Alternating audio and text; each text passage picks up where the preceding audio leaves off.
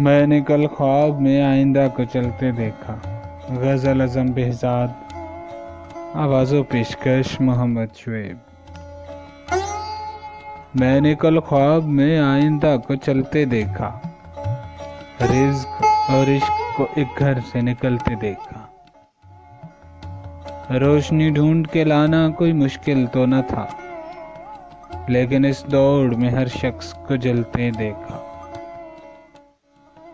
एक खुशफहम को रोते हुए देखा मैंने, एक बेरहम को अंदर से पिघलते देखा। रोज पलकों पे गई रात को रोशन रखा, रोज आंखों में गए दिन को मचलते देखा।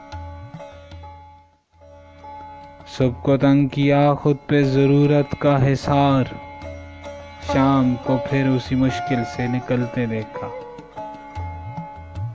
एक ही सिमत में कब तक कोई चल सकता है, हाँ किसी ने मुझे रास्ता न बदलते देखा।